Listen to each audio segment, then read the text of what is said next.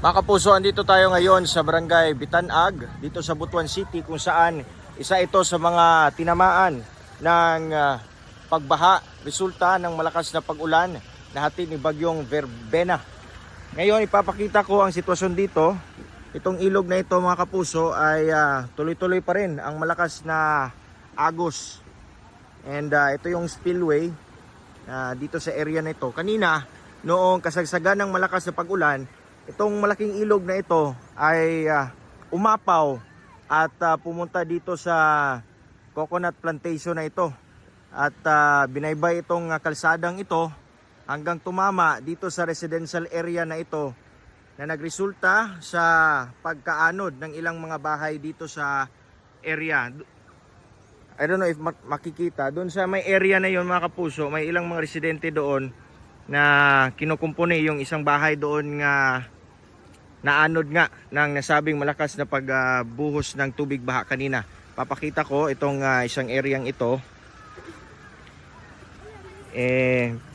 Parang na-uproot yung bahay na ito dahil sa lakas nga ng bugso ng tubig baha.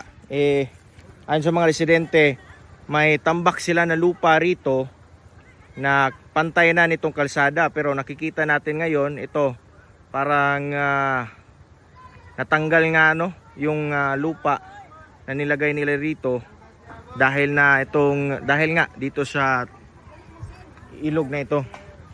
Itong mga dahon nga makikita pa natin napahiga na, parang ito yung direksyon o parang ebidensya sa lakas ng agos kanina ng tubig baha. Ito isang bahay na wala na, hindi na talaga to magagamit dahil wala na na-uproot talaga, natanggal yung pundasyon niya and natumba talaga. May mga gamit pa nga sa loob, makikita natin.